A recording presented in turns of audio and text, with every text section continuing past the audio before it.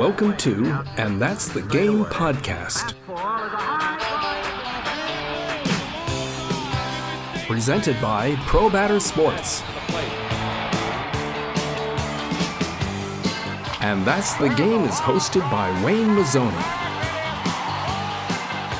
Today's special guest is Cody Doyle.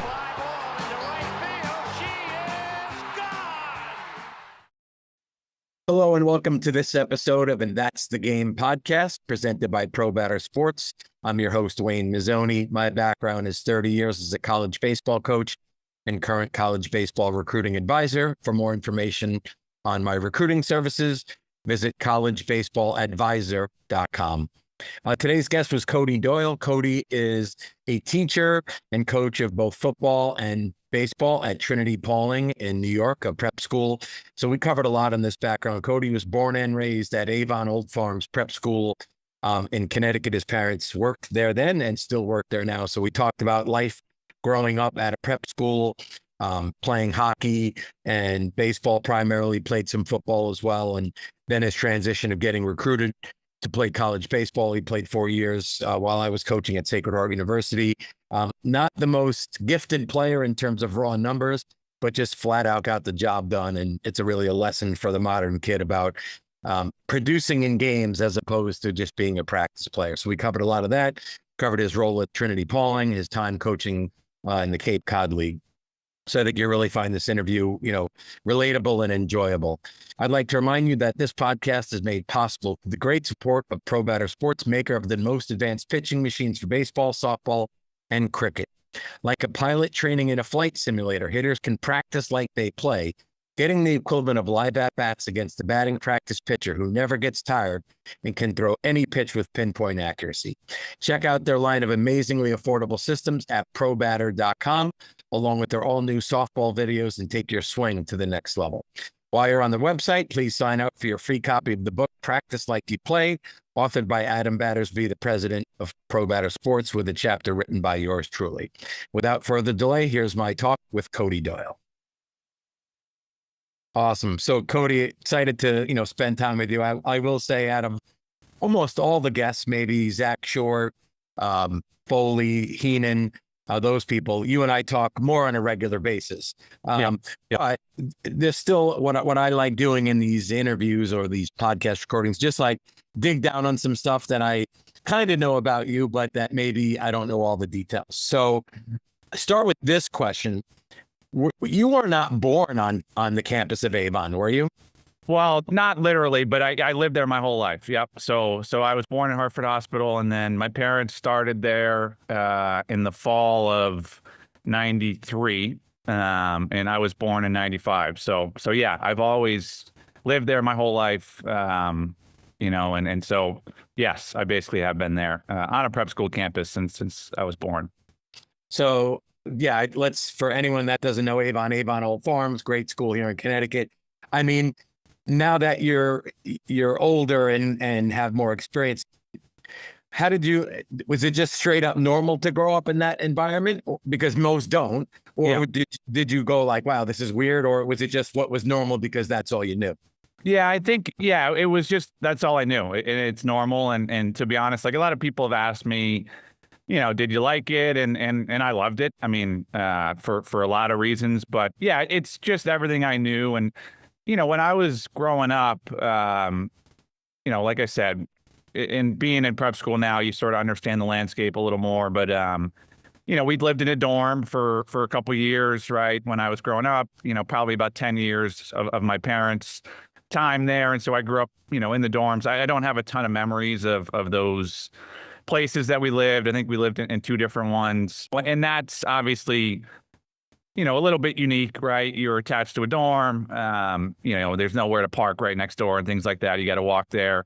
But then, once I was probably 9 or 10 years old, we moved to what they call it Avon Faculty Row, which is a street of houses, that really is probably not, super unlike anywhere else you live, right? Other than, you're able to walk to anywhere you need to be, whether that's, the field house or the rink or the baseball field. And then I went to public school, all the way up until Avon. So, for me, it felt normal, again, with sports and things like that.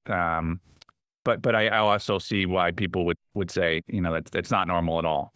And so. So that's something I didn't realize. What year did you start? Is Avon, what are the grades that Avon goes to? Yeah, so Avon starts in ninth grade, high school. Okay.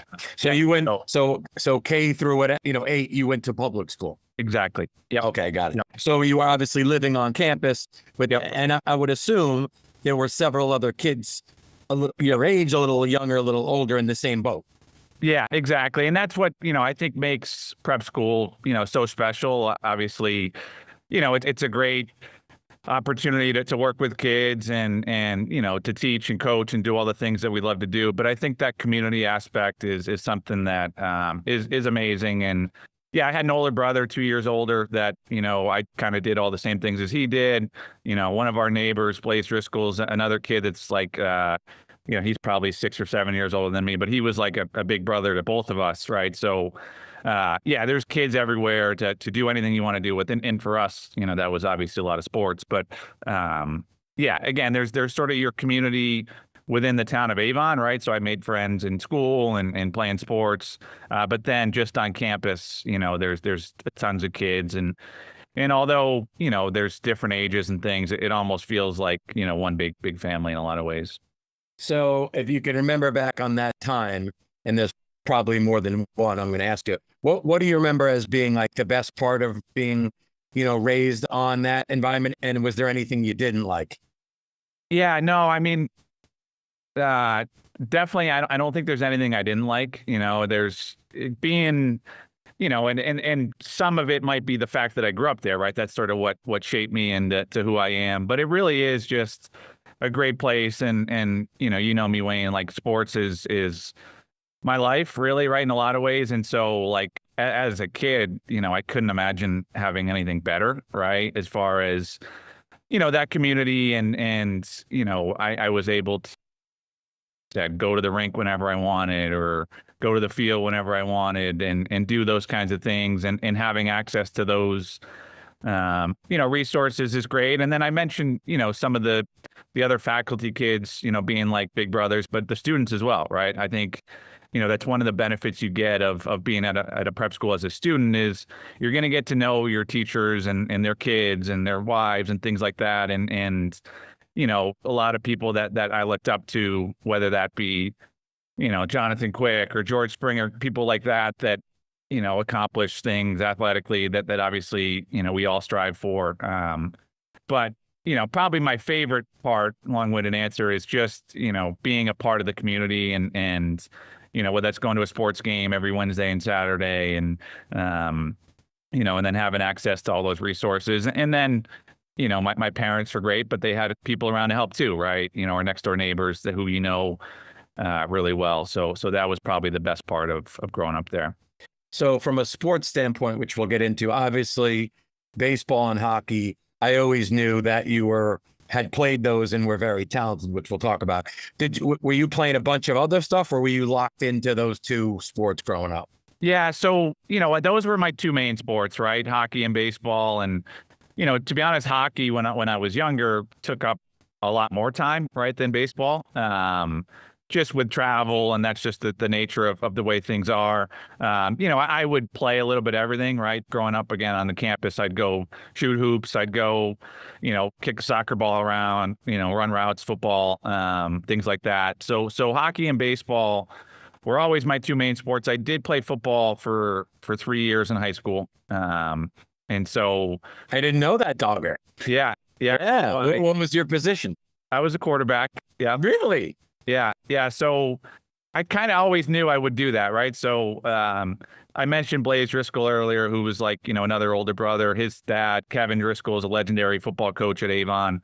And even Blaze, who wound up playing college football at UConn, he didn't play until high school. And I think, his dad sort of said that's the way it should be, right? I think, obviously we know more about injuries and things like that, but Blaze did, basketball and baseball all the way through. And so my brother and I did hockey and baseball. And then when we got to Avon, we played football. Always knew I was going to do that. I wish I did 5 years at Avon. I reclassed.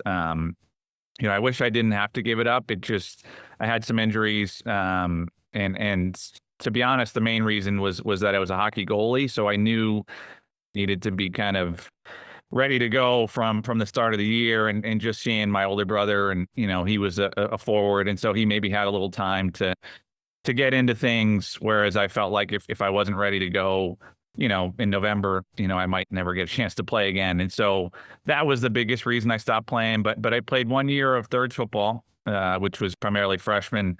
Broke my collarbone in the second game, so I was out the whole year.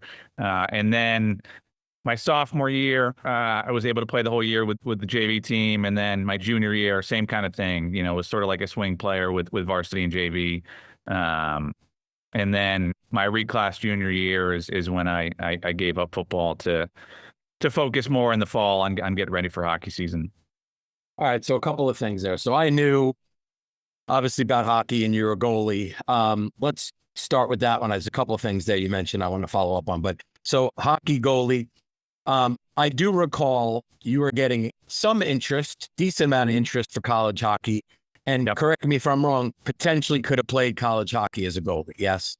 Yeah, I mean, I think never got to the point of getting an offer from somebody or anything like that. I mean, I think if I stuck with it, I could have probably had some opportunities. And hockey is strange. You might know, kind of the junior process. So Crazy. yeah, so I played at Avon Old Farms, and I was there at a time when we weren't maybe quite as good as they are now, or they were, in some years prior. I mentioned, those John Quick years. I think between like 2000 and 2010, they won like 6 or 7 New England championships. So, we weren't quite at that level, but it's still really good hockey. All prep school hockey is.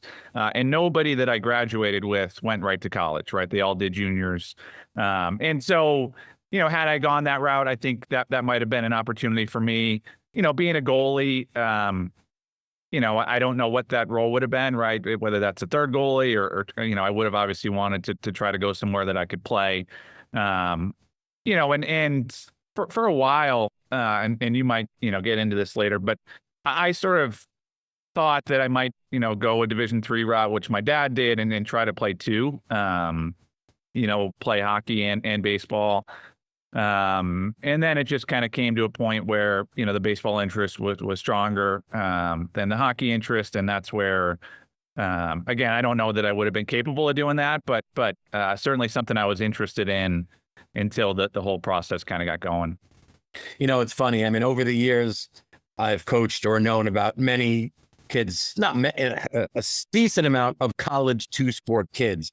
But I'll tell you now, none of them did hockey, because I think the way the year is, how it goes between some, I think it's even at the D3 level, I bet you it's really tough to play hockey and play baseball at the same time.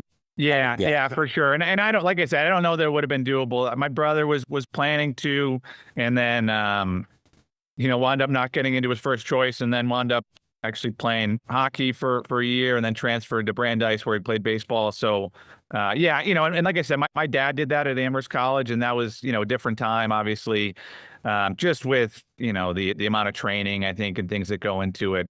And it would have been really hard. Yeah, I don't even know if it would have been doable. I'm trying to think, there's probably a couple kids around my time that I knew from hockey or from baseball that maybe did, do that. But it seems like most of them wound up picking one, right? Even if they started doing it, at some point they were sort of forced to pick one of their sports. And this will be a little embarrassing for me, because I'm not a hockey guy. Like, I think hockey's fantastic. I used to play street hockey. When you go watch a hockey game, it's awesome, but I don't follow the NHL. I don't know a thing about the minors and whatnot. Jonathan Quick has gone on to be, he's not a Hall of Famer in the NHL, is he? He will be, I think. He will be. Yeah, Okay. he's still playing. He just signed another 1-year deal with the Rangers.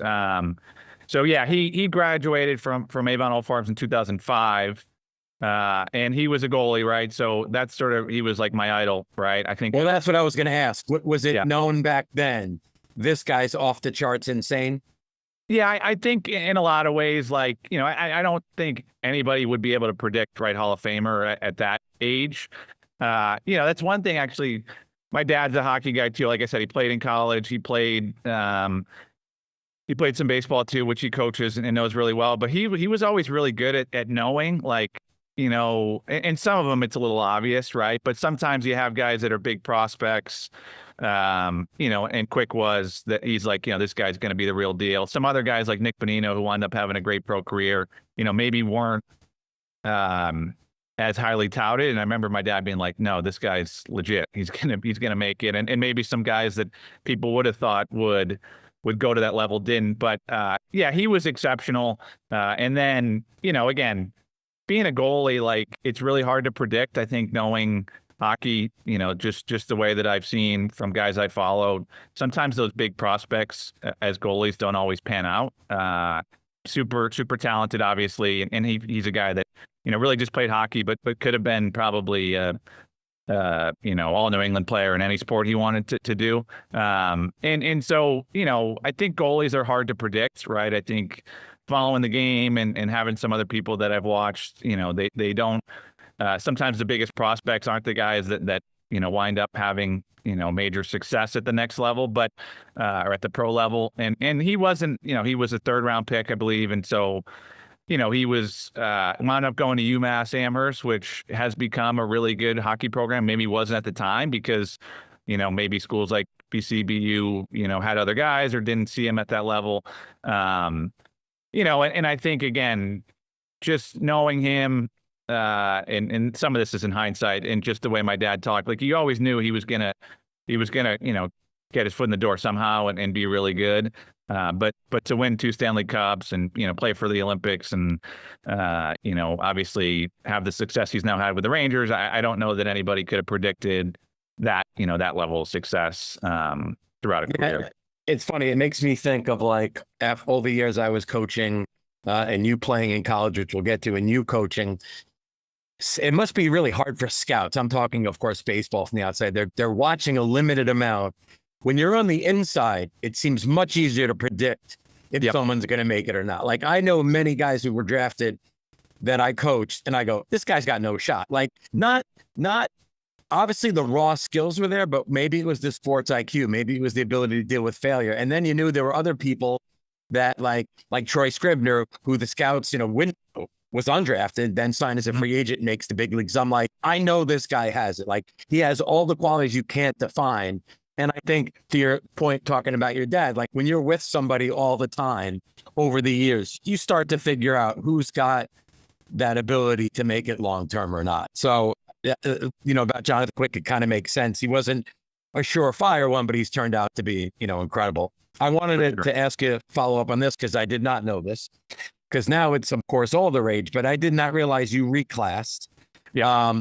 How did that come about at a time when I don't believe a lot of people were doing that? Now, obviously your parents worked there, so that helped, but why did that happen? Yeah, it's a good question. And I think baseball wise, it was earlier than most people were reclassing. I think hockey, it's always been that way. Like John Quick reclassed, right, when he came to Avon, and, you know, a bunch of guys that wound up, you know, going to play at a really high level. So, you know, I was aware of, right, that opportunity to reclass. And, you know, to be honest, like, the level of play at Avon is so high, right, across all sports, right? Hockey and baseball is what I played, but, you know, you could probably pick the sport and it's the same. You know, I didn't get a chance to play a lot at the varsity level until my reclass junior year, right? Like, you know, in baseball, I was on the team as a sophomore, you know, didn't get a whole lot of at-bats as a junior, first year junior, same kind of thing. The catcher before me wound up going to Bryant. So it was like, you know, that was a big piece. And my brother did it. You know, like I mentioned, Blaze Driscoll earlier, he did it, right? And so I think that was something that, you know, just was going to give me the best chance to play at that level, right? Or get a chance to sort of prove myself. And it wound up working out really well, right? I think both my reclass junior year and both hockey and baseball is when I finally got a chance to be an everyday, you know, player in both hockey and baseball. I think I developed a lot to where, you know, when I went into that second sort of summer, you know, of having been a junior, I was just a lot better, a lot more mature, physically developed, you know, mentally, all those things. And again, it wasn't as much of a thing probably in baseball at the time, but was, in hockey. And I think that's sort of what drew a lot of us to do that.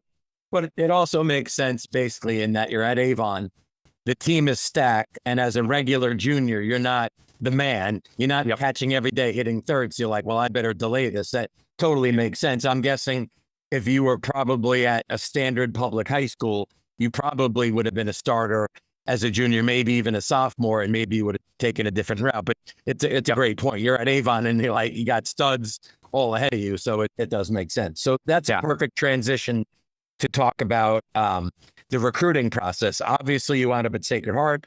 I remember Coach Giaquinto watching you several times. I remember you coming in for your visit. What I don't know is what else was in play? What else were you considering before you made the choice to come to Sacred Heart? Yeah. So, like I said, I was sort of, finishing up my junior year, and being at Avon, I think Coach Dowling is really well connected with coaches. Coach Gardner on the hockey side, is really well connected. And so, had some sort of interest from schools, nothing super, in depth. And then, really, again, like I said, I was sort of thinking maybe I'll go do, 2 sports. And then my junior summer, right, I went to the Future Showcase. I just played American Legion. My dad was a coach. We actually had a really, really good team.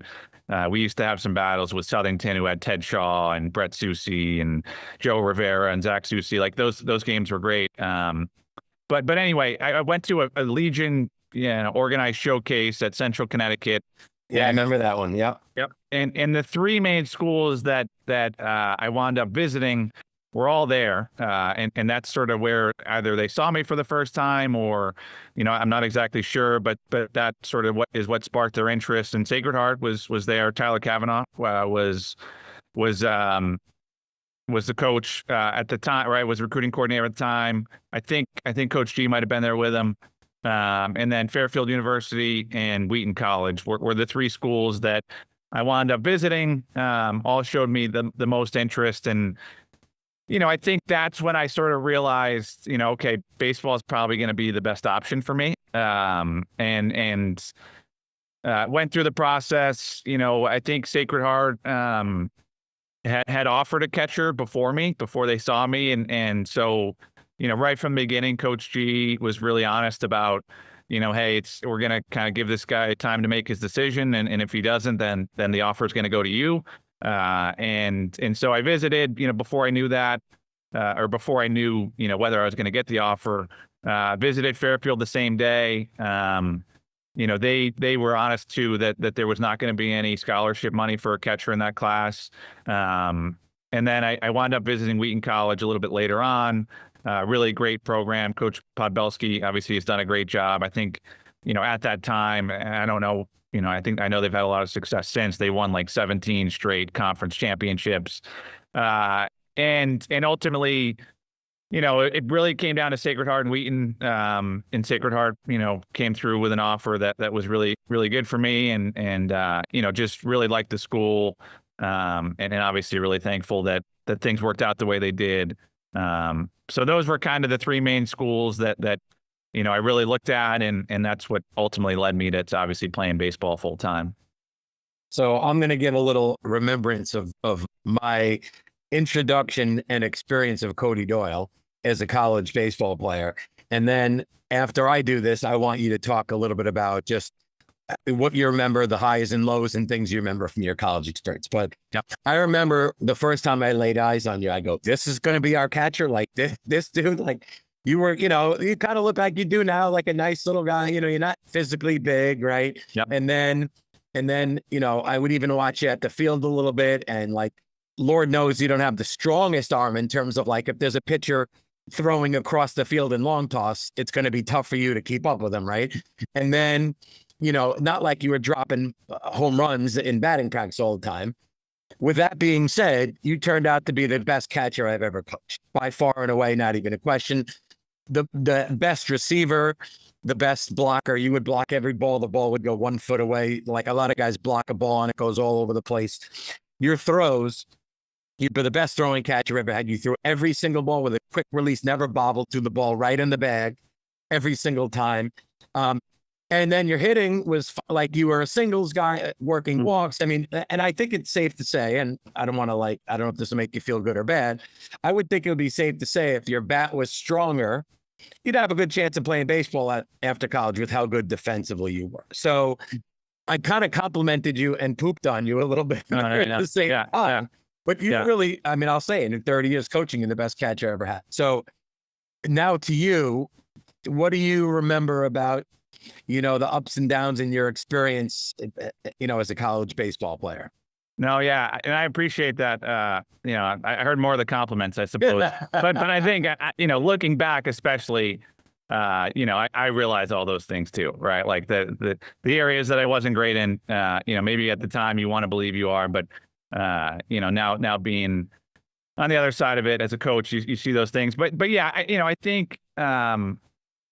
I just had a really good foundation within the game from, my dad was a coach, my grandfather was a coach, legendary coach in Agawam, Massachusetts. And so, I just think, you sort of mentioned, guys that like, if you were to come watch me, right, take BP, you'd be like you said, like this kid can barely hit the ball at the infield. And that was true, right? Like, but, I just feel like, some of my skills were more of the, like you said, consistency, defensively, you heard the expression, defense never goes in slumps. And I always, knew that I was a glove first guy, right? Like even at Avon, right? Like, in high school, swung the bat, decently well, but knew that, my value to the team was really my defense. And so, I'm obviously thankful that I got the opportunity that I did, because I think you're exactly right. Like, I guess I technically wound up having 2 Division I schools that showed a good amount of interest in me. But, most coaches probably wouldn't have. And I think Coach Cavanaugh, that, to his credit, from what I know about him now, is out at every tournament, every showcase. And, I think when you are at those things, you start to see some things like, for me as a catcher, like, kids all talk about their pop time and this and that. And not to say there's no value in that, but like, can you put the ball in the bag consistently? And if you can, you're going to throw guys out. And if you can't, then they're going to keep running on you. Right. So, but I think, to answer your question, like I was aware of what my skills were, of how I could impact the team. I think, I always felt like, hey, I'm going to show up and I'm going to play. Like, I knew kind of coming in at Sacred Heart that I was going to get a chance to play. And it was like, when I get that chance, I'm going to earn more time. And thankfully, in a lot of ways, that's what happened. But no, I know that, your assessment is probably, was very fair and is true to probably who I was at the time. And I wish I was able to develop some more power at the plate and drive the ball a little more. Cause yeah, like you said, I think maybe that could have led to some more opportunities after college, but, just thankful that I had the chance to play at that level and, have some success. And then what do you remember from just the team experience and trips that taken and, conference games, and your freshman year was a regional? Like, what do you take away from the whole, the team experience over 4 years? Yeah, I mean, that's what I remember the most. Like, obviously, again, the hits and the things like that, or even some of the wins and losses, like, you don't remember all those details, but just being a part of a team at that level, it's just so much fun. I mean, like I didn't want to leave, obviously, like, and thankfully, for a lot of kids now, right, they get 50 years or whatever with COVID and transfer portal, whatever you want to say, but it was just amazing. And those guys, you mentioned Zach Short earlier, like, me, Zach, and Ted text every single day, right? Like I was watching Zach's at-bats until about 11 o'clock last night, and so, and some of that is just me, sort of living vicariously through him, right? We all wanted to play there, but, it was just so much fun. And like just the teammates, everything you do at school together, whether that's, studying or hanging out with each other. And then when you travel, we got to go some really fun places, right? LSU and Washington State and Hawaii. Like, those are the things that you really remember, and playing Mafia on the bus, right? Like those kinds of things. so much fun, right? Like I said, I didn't want to leave. And I think that was like the biggest thing when I got into coaching. I've been fortunate to have some really good mentors and things like that, but like you miss that, right? You miss, you're one of 30 guys and there's always somebody to hang out with or to hit with. And then, my first year coaching, I get in the car and I drive home, right? Like those kinds of things. But that's what makes it so much fun, right? Is sharing that experience with guys that are, best friends for life. All right, so we're going to do this. We're going to take a break with Cody Doyle. We'll be right back after these words. Introducing ProBatter, the future of baseball training. With the PX3, you can practice like you play. There is a better way to train your athletes. With an easy-to-use touchscreen controller, you can program any pitch, any speed, at any location. The ProBatter simulator is designed to replicate real game, real-world pitching. Better practice, better play. Hit any spot inside or outside the strike zone. The PX3 features reliable mechanics and an optional automatic ball feeder system. Get the most from practice. In addition to baseball, the PX3 is perfect for softball. With the PX3, no more relying on practice pitchers or basic pitching machines. Better practice, better play. ProBatter. Train like it's game day. Step up to the plate with confidence. Hello, this is Wayne Mazzoni, host of And That's the Game podcast. I hope you're enjoying listening and watching the podcast as much as I am making it. It's really been enjoyable to connect with all these great people, great baseball people. The purpose of this message is to let you know about College Baseball Advisors, a company that I founded a couple years back after 30 years as a college baseball coach.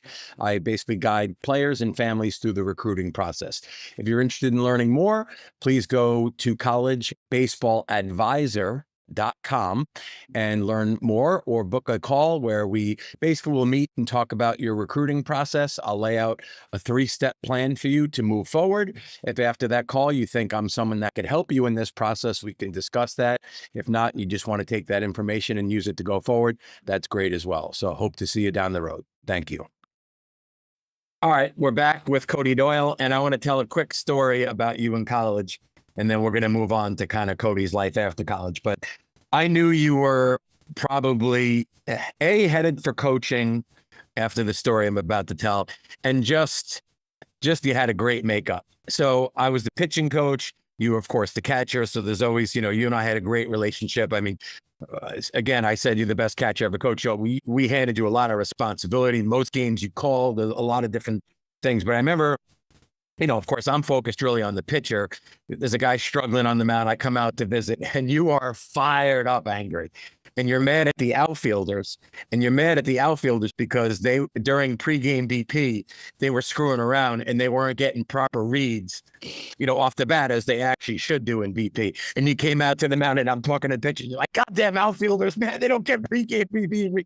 And you were so upset. And I go, this dude, he's got his eye on everything, man. I don't know if you remember that story or not. Yeah, I mean, those guys, I think there was a year there where those guys were my roommates, right? The 3 starting outfielders. So some of it was you spend a lot of time with guys and you get a little bit, frustrated or annoyed. But yeah, I think I know exactly. I remember that well.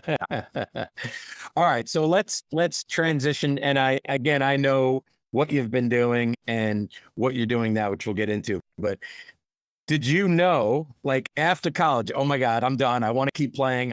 It's adult life now. Yep. Did you have 3 or 4 routes you were thinking about, or did you go, basically, I want to go to a prep school. I loved it when I was there, and that's the route I'm going to go. Had it, and I don't even remember how quickly after graduation you got to TP. So talk just about college to real life, if you will. Yeah.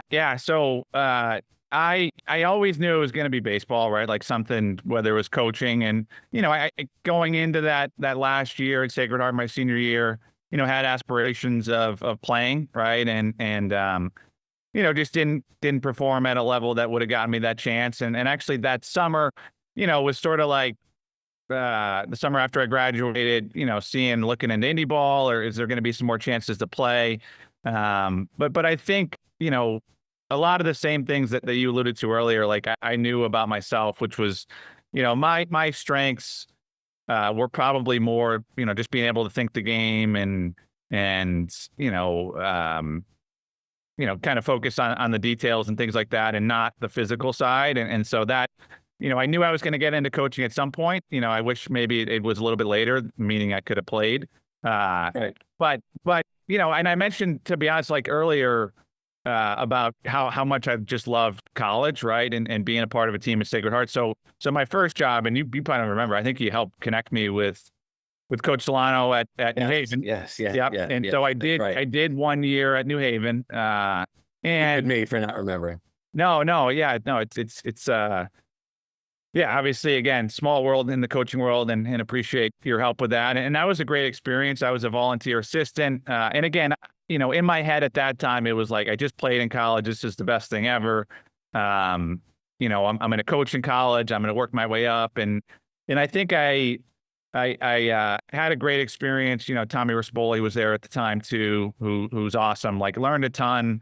I was a volunteer assistant living at home, traveling, an hour each way every day. Right. So it was like kind of a wake up call to, this is what being a college coach is as a young kid, and making money through, private lessons on my own. And that sort of, was a great experience. And then, I didn't necessarily want to jump right back into prep school, but it was actually that spring, my fifth year reunion at Avon. I was back, and they were playing TP, Trinity-Pawling, and Mike Weber, who's our associate head coach now, was the head coach at the time, and just sort of, talking to my dad pregame, about, maybe wanting to step down, and one thing led to another, and I sent in my resume, and Brian Foster, who's our athletic director, I had known before a little bit, and just kind of the opportunity came about, and again, didn't necessarily know when that happened, how long I'd be here. I'm on my 6th year now, but I just knew the lifestyle, right, from being a part of, my family growing up, and what my parents, built for themselves, and just the opportunity to have a salary, right, and have housing and meals and things, and so, took that opportunity that I've had here, and continue to teach and coach. And I think you and I have actually talked about it a little bit too, sort of this lifestyle. Like, if more younger coaches were aware of it, I think they would do it. Maybe they don't realize, that it is just a great place to live and to work. And are there times I wish there was some more baseball involved? Sure. But I think it's, as far as lifestyle and things like that, it's really hard to beat. It is. I mean, I have a little bit of experience from, my son Braden going to Suffield for a post-grad year. And then whether I've given recruiting talks or helped coach some teams, practices. I mean, it sounds goofy. You know what I think about when I think about prep schools? I think about dogs, because I love dogs. And these professors and these coaches are just walking all over campus with their dogs, and dogs it's just like, it's a very wholesome, nice life for sure. Now, to go further on that with you, you're coaching. Are you still coaching all 3 sports? Because I know you were. Are you still sticking? You still coaching all 3? No. So I've stepped down in hockey. Okay. Yeah. My role is sort of, transitioned a little bit, and when I was trying to get, hired, right? Like, I knew that selling myself as somebody that can coach 3 sports would help me. And so my original, sort of role was going to be, football, right? You just need football coaches, right? There's a lot of guys and a lot of positions. And then, be like a goalie coach in hockey, the way things started, and then actually just due to some stuff going on with the coaching staff. Our current head coach, had an illness that took him away. Thankfully, he's back full time. And so I stepped in to coach varsity hockey and sort of be like a second assistant. And then, was able to kind of transition out of that. Not that I wanted to, just to free me up some more time to do some more baseball things in the winter. And then I touched on earlier, like, the plan always was in baseball that I'd, work a year or 2 under Mike Weber, and then we'd sort of make that transition, which my first year here was the COVID year. So, things got pushed back a little, but that's exactly what happened. So now I coach football in the fall, and then baseball in the spring. Might help out with hockey here and there if one of the goalies wants to work with me or things like that. We have an outside coach that probably knows a lot more than I do that comes in. So and that's freed me up again in the winter to do some more baseball things with our guys getting ready for the year. And then what's your teaching responsibilities? Yeah, so I teach 4 classes. I teach math. Throughout my time, I've taught pre-calculus, calculus, and stats. Right now, just pre-calc and calc, and that course load has remained consistent throughout my time. 4 classes, and then now I'm also a class advisor, right, for the 10th grade. So every year, you kind of get a little bit more added on to your responsibilities, but yeah, primarily teaching those 4 classes and then coaching and then dorm parent, things like that. All right. So I got a list of things, couple of things I want to hit on somewhat, not really in any particular order, but since we just talked Trinity-Pawling, for people that don't know Trinity-Pawling, give a little overview of the location of the campus, the makeup of it, the facilities. What should people know about TP? Yeah, great question. So we're an all-boys school in Pawling, New York, right? Just over the border from Danbury, Connecticut, and we still compete as a New England prep school. There's a couple other schools, Millbrook's similar, although we're technically not in New England, right? We're still a part of that. We're in the Founders League with 9 other schools from Connecticut, couple of boys, couple of girls, schools mixed in there as well as co-ed. And it's a small school. We do have a small middle school, but our entire enrollment's about 280 students. So even of the all boys, to my knowledge, we're the smallest. We have a similar boy population to some co-ed schools. All of our schools, are really top notch as far as the academic side, the resources, the support you get. I think at Trinity-Pawling, that is even more true, just as far as the support and resources that we give our students. Is really something that I think is unique to us. Obviously all of our academic programs are tailored towards what's going to help boys learn, and that's by doing and getting them to be active in the classroom, and trying to be creative about using outdoor spaces, using resources to do that. And then as far as athletics, I touched on earlier, in the Founders League, we have some great facilities. We have a really nice indoor facility that we use for baseball. And then, as a beautiful new turf field that, I haven't been to every prep school, but I just have a hard time believing anybody has it better than us, at the time. And so from a baseball perspective, that's been huge, right? We didn't necessarily have a great field before, and you're always, fighting for opportunities to get outside. And now we're out there every day, right? And have a lot of resources available. Yeah, that's awesome. I mean, it's a great overview, and the pictures of the field look tremendous. Let's talk about, which I don't believe, if I'm correct, being that you're married and soon to be a father, is I don't believe you're going back to the Cape coaching. Yep. But talk about your Cape coaching experience, which seems like it's been awesome. Yeah, it has been. And actually that sort of started before I got to TP. So summer of 2019 is when I got involved in the Cape. And the Cape is obviously awesome, like in a lot of ways, and the Cape Cod Baseball League is like a big name, right? So a lot of people, ask me, how'd you get there and things like that. And I started as a coach development intern, right? So I was not, I had to find my own housing. Thankfully, I had a family friend up there, didn't get paid. The biggest reason that I wound up, trying to go to Wareham was Jerry Weinstein, who obviously, you've had on this before, right? Just an incredible coach, an incredible educator. And so, I was just sort of like, what can I do to get, to get to work with Jerry, right? To learn from him. And so just sort of was persistent about reaching out to him, reaching out to Andy Lang, who's now the president of the league, who was the GM at the time.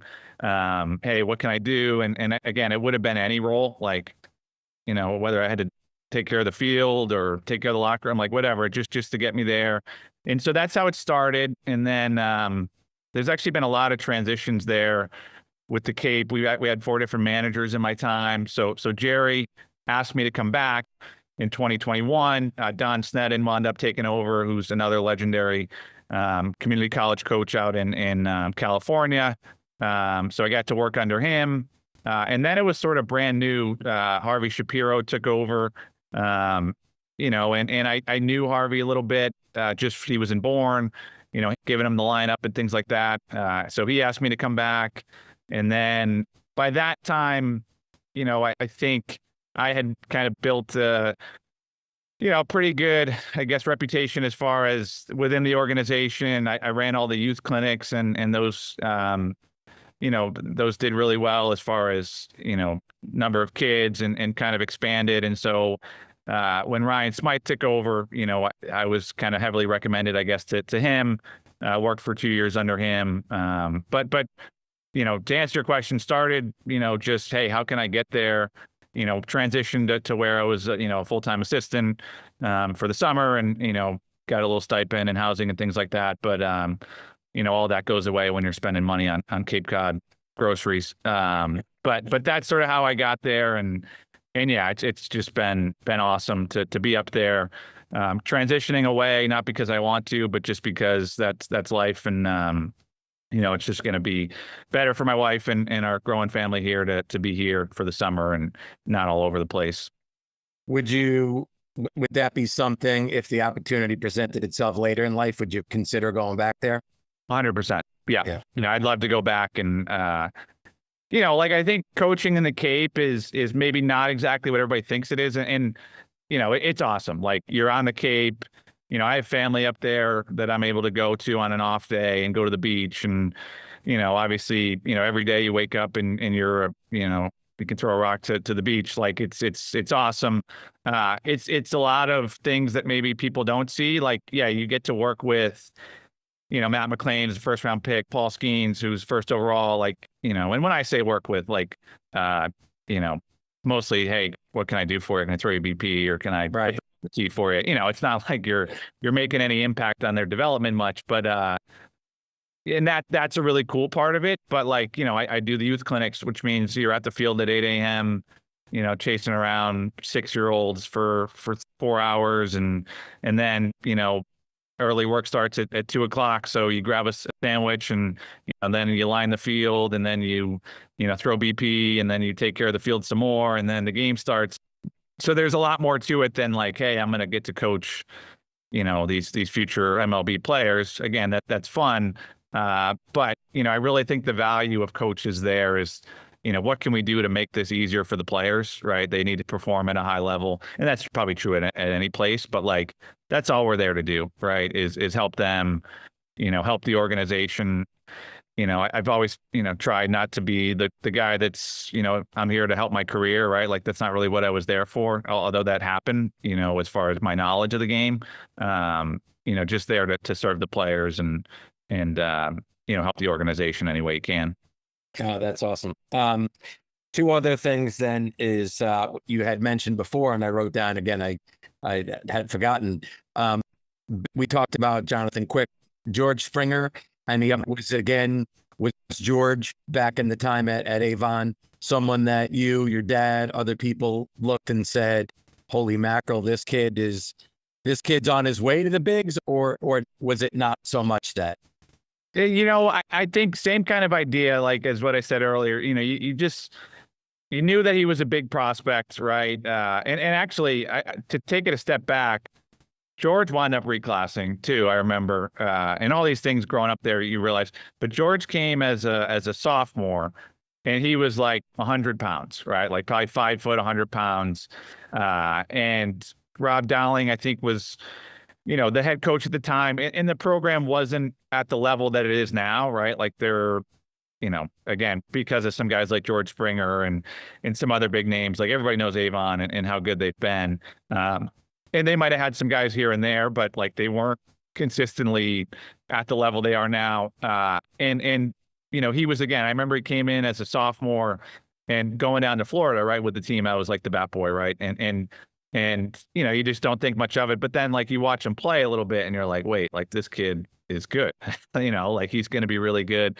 And then, he was a part of the team again his sophomore, junior year. And then I think he had a really, big growth spurt physically. He went from being, again, looking like a little kid to looking like a man, right? Like by the time he was a repeat junior, and he had a lot of interest from a pro level. I remember going to a game that would have been probably the spring of 2008, where it was George Springer, Anthony Hewitt, who wound up being a first-round pick, was on Salisbury, and every MLB organization was there. Like, it was just really cool to see. He didn't quite have like the senior year that maybe he was hoping. Wound up falling because I think they know he was going to go to UConn. But again, really, really great kid, great makeup. Like, you knew that he was gonna get his foot in the door. Like I said earlier, maybe to have as much success as he had, be an all-star at the MLB level, it's hard to predict. But you knew like he was gonna get a chance to play after college and potentially be a big leaguer one day. Yeah, I mean, it makes sense. Yeah, obviously you hit that growth spurt. I mean, that's yep. Let's face it, you want to be a pro, you got to have, the physical part is obviously crucial. On that note, kind of, I hadn't, I always make notes of what I'm going to talk about, and then I have a pad with me and things that come up that I remember I want to talk about. So I remember it was really probably your senior year in college, but maybe a little earlier when Dog started to get into yoga. Yeah. So talk about how that came about and how you think yoga helped you, as a player back in college. Yeah, it's a great question. So I'd always done a little bit of it, playing goalie and catcher, right? Like, and we talked about Jonathan Quick earlier. Like, if you watched him in high school, he was like in the splits, and that's when you're like, okay, this guy's the real deal, right? Like, I was not naturally flexible. My dad's had like 4 back surgeries, and knock on wood, I've been okay so far, but like, I was not naturally flexible, so I was always drawn to that, and I did a little bit. My mom actually has since become a yoga instructor. She teaches all the classes at Avon. And I think I learned more about the mental side from you and Coach G, right? Like, not something that really was talked about a ton, before I got to college, and even you guys were ahead of the game in that kind of capacity. But I mentioned, like, I had some back issues. So like my freshman year, I did all the lifts, and then my sophomore year I came back and was having some issues. And so, I didn't like back squat. I didn't deadlift. I didn't kind of participate in some of the lifts just because it was like, I need to keep my body healthy. And the last thing I need to do is, have a major injury. And then my senior year, like I said, I wanted to play in college, and I think I always worked hard, but I was just sort of like I'm not gonna take any shortcuts. So I was like, I'm going to do every lift, which means I'm going to have to spend more time outside of those on my body, on my flexibility. And so you got me into going to hot yoga. I've done Bikram yoga a few times, which I'll never go back. It's like, but it was like 95 degrees and it was an hour long. And it was awesome. It helped my body a lot. And again, I think, on the mindfulness side too, that helped a lot. Again, that was just an area that I think I saw as, hey, I need to work on my flexibility. I need to work on your strength too, right? Like a lot of core strength, a lot of holding poses, and building, foundational strength, I think, throughout those yoga practices. And again, that was the biggest reason, was like, I just don't want to take any shortcuts. And I also wasn't a guy that, like, we mentioned the physical side earlier. Like, I wasn't lighting up the squat rack, right? Like, that wasn't my main focus, I guess. It was all, how can I translate, what I'm doing training wise to success on the field. And that was an area that I think I saw, could help me. And I think it did, just mentally, physically, everything. I think it makes me think of sort of Tom Brady. Like, Tom Brady probably was not crushing weights that linemen were doing at the Patriots, but he was doing his TB12 thing, which was basically bands and mobility. And like, listen, when you're a 30-year-old quarterback getting crunched, there's probably things you need that aren't standard to what somebody else had, and so I think to you, it was like, hey, I know what I need to perform, so I want to make sure I get what I need there. All right, last thing I wanted to ask you, and it might take a minute to think of it before you answer, unless maybe others have asked you, but obviously with your great experience of being on the campus of Avon and seeing older kids, and then playing there, and then playing in college, and coaching in the Cape, and coaching in college, and then all these years coaching at Trinity, are there any characteristics you see that help kids excel, whether it's like maybe not the most gifted or maybe not as a ninth grader we think you're going to be, all of a sudden you become really good? Is there something, qualities that kids have that have good careers have in common that you've noticed? Yeah. No, I think it's a great question. And like, I don't know that I've been asked it specifically, but I think you try to portray that to your team, right? Like these are the things. And of my experiences at the Cape, like that's probably the most, I shouldn't say that. Working with Jerry was incredible. I just learned a ton about, the game and obviously each position, but like you get to be around these guys, right? That I mentioned earlier, Paul Skeens and Matt McLean and, Brendan Summerhill is going to be a first round pick this year. Like, and you just see the way they work. Like Ryan Campos, again, is another guy that sticks out. And I think just one characteristic is like, they're just obsessed with getting better and developing. A lot of guys are looking for the secrets and looking for the shortcuts, right? Like, and not to say that there's not value in this, but they're going to a different pitching coach all the time, and they're going to a different strength coach. And I do this for a few months and it doesn't get where I want, so I do something else. And they never really just say like, again, what do I need? And what's going to help me develop, and they just are consistent every day. Like, there's probably two guys throughout my time here at TP that really stand out, and I know a lot of the people you work with, right, are high school age, right, and helping them with the recruiting process. And Peter Lank, who right, is at Sacred Heart now. Manny Carreras, who's a senior here, going to Pace next year. Like, those are guys that I guess like at some point, probably while they were in high school, had that jump, right, where you're like, they're a different player than they were. But both those guys like just show up every day. What's on the plan? What do I need to do? Like, I'm going to get better every day, like always working on the details, the things that maybe other people overlook. And they're just sort of obsessed with development, right? Like, how can I get better today? I don't care how it looks. I don't care what my social media likes are. And again, I'm not saying there's no value to some of those things, but like, they're just obsessed with getting better. They want to be coached, right? I think like, again, those guys, some of the guys on the Cape, that's not to say we have all the answers, but I think coaches that have experience, and have seen things, are able to kind of lead guys in the right direction. And they seek out those, answers. And when you tell them something, they do it, right? Other guys tell you why they're doing it their way and things like that. And again, that's not to say like our way is always the best, but they want to get better. They want to develop, and they love the game, right? Like they just love being there every day.